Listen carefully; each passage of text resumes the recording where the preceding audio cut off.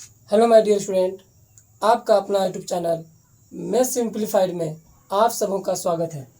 चलो आज हम लोग एक क्वेश्चन बनाने वाले हैं और वो क्वेश्चन क्या है, कुछ यानी कि एक क्वेश्चन दिया हुआ है जो रिपीटिंग पर दिया हुआ है और तुम लोग तो जानते ही हो कि रिपीटिंग जो होता है वो क्या होता है, रेशनल नंबर होता है।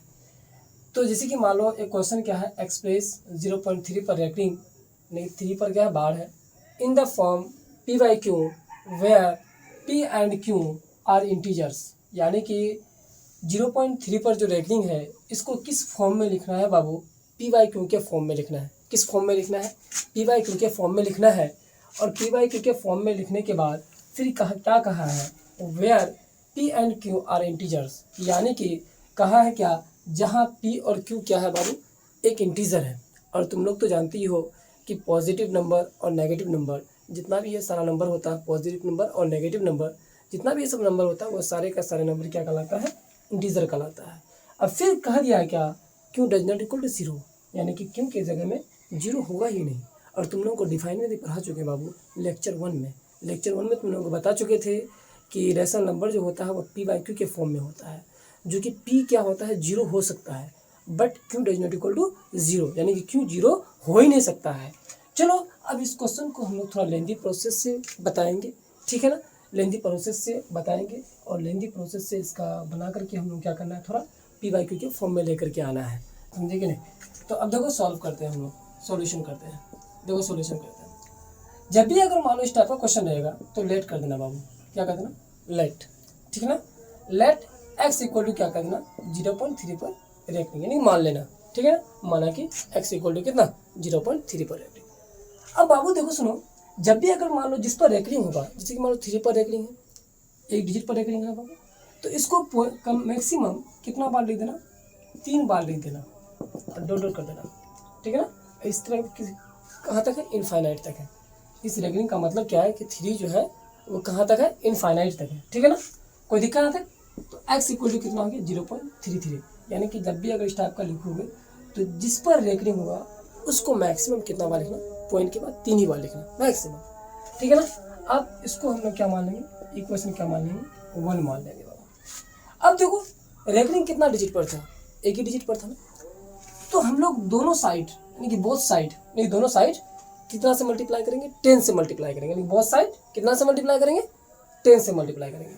अगर मान लो यहाँ 2 डिजिट पर रेकरिंग होता तो हम लोग बोथ साइड कितना से मल्टीप्लाई करते, 100 से मल्टीप्लाई करते। अगर यहाँ 3 डिजिट होता तो कितना से मल्टीप्लाई करते, 1000 से मल्टीप्लाई करते। अगर मान लो 4 डिजिट पर रेकरिंग होता, 4 डिजिट पर रेकरिंग होता तो इसका मतलब कितना से मल्टीप्लाई करते, यानी कि देखो 3 डिजिट होता तो 1000 से मल्टीप्लाई करते, 1000 से। और 2 डिजिट होता तो इसका मतलब कि वहाँ कितना से मल्टीप्लाई होता, 100 से मल्टीप्लाई होता।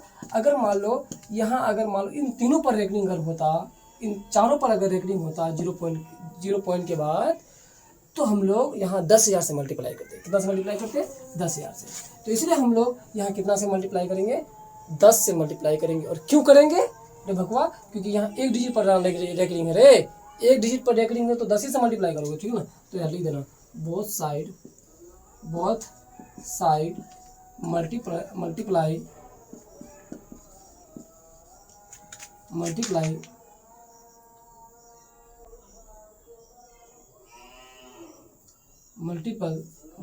Multiply by 10, both side multiply by 10, both side multiply by 10।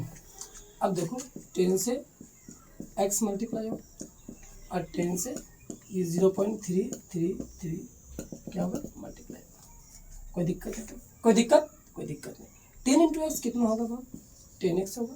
कोई दिक्कत यहाँ पे, कोई दिक्कत। अब उसके बाद क्या करना बाबू, क्या करना, थोड़ा ध्यान देना। अब 10 से जब इसको मल्टीप्लाई करोगे तो यहाँ देखो यहाँ कितना 10 है ना बाबू, जब 10 से इसको मल्टीप्लाई करोगे तो एक डिजिट के बाद क्या आ जाएगा, पॉइंट आ जाएगा। अब बोले थे कि पॉइंट के बाद बाबू मैक्सिमम कितना डिजिट लिखना, 3 ही डिजिट लिखना, ठीक है ना, कोई दिक्कत आता है। अब इसको इक्वेशन क्या मान लो, 2 मान लो। उसके बाद फिर क्या करना बाबू, फ्रॉम लिखने के बाद फिर क्या लिखना, इक्वेशन 1 इक्वेशन 2 एंड इक्वेशन 1 को क्या करोगे बाबू, सब्ट्रैक्ट करोगे, क्या करोगे, सब्ट्रैक्ट करोगे, घटाओगे। अब पहले हम किसको लिखे बाबू, इक्वेशन 2 को लिखिए ना, तो इक्वेशन 2 कौन है बाबू? हाँ देखो, from equation 1, equation 2 and equation 1 को क्या करने पर? सब्ट्रैक्ट करने पर। जब तुम सब्ट्रैक्ट करोगे तो यहाँ नीचे देखना बाबू, पहले इक्वेशन 2 लिखे थे, इक्वेशन 2 वाले को लिख दिए, फिर बाद में क्या लिखे? इक्वेशन 1 लिखे तो इक्वेशन 1 वाले को लिख दिए। अब उसके बाद क्या करने के लिए कहा था? दोनों को सब्ट्रैक्ट करने के लिए कहा था। अब दोनों को हम लोग क्या करेंगे? सब्ट्रैक्ट करेंगे। जब भी सब्ट्रैक्ट करने बोलेगा तो हम लोग नीचे वाले नंबर के आगे का साइन को देखेंगे। इसके आगे कोई साइन नहीं है तो क्या है बाबू? पॉजिटिव है। जब ये पॉजिटिव है तो इसका जस्ट क्या हो जाएगा बाबू? यानी कि जस्ट उसका ऑपोजिट हो जाएगा, नेगेटिव का साइन लगाएंगे हम लोग। यहाँ पॉजिटिव है तो यहाँ भी हम लोग क्या लगाए? नेगेटिव लगाए। यहाँ की साइन, यहाँ का साइन को देखते हुए हम लोग ये साइन समझिए बदले, यानी कि यहाँ का साइन को देख करके हम लोग ये साइन माइनस का साइन दिए हैं। यहाँ प्लस का साइन है तो इसलिए यहाँ किसका साइन दे दिए हम लोग? माइनस का साइन दे दिए। यहाँ पॉजिटिव का साइन है तो यहाँ भी हम लोग किसका साइन दे दिए? माइनस का साइन दे दिए। तो ये 3 और ये 3 क्या हो जाएगा? कैंसिल हो जाएगा। ये 3 और ये 3 कैंसिल हो जाएगा, ये 3 कैंसिल हो जाएगा। 3 में 0 माइनस करोगे तो क्या आ जाएगा? 3। 10x में 1 चला जाएगा, कितना आएगा बाबू? 9x। इसलिए x बराबर कितना आएगा बाबू? इसलिए x बराबर कितना आ जाएगा? 3/9। इसको काटोगे तो कितना होगा? 3 3 9, यानी कि 1/3। x इक्वल टू कितना आएगा बाबू? 1/3। उसी तरीके से एक क्वेश्चन आप लोग खुद बनाइएगा, सेम टाइप का दे रहे हैं, सेम यानी कि 0.5 पर रेखनी, यह आपको बनाना है। 0.5 पर रेखनी यह आपको बना करके कमेंट बॉक्स में, यानी कमेंट बॉक्स में बना करके क्या करना है बाबू? भेजना है, ठीक है।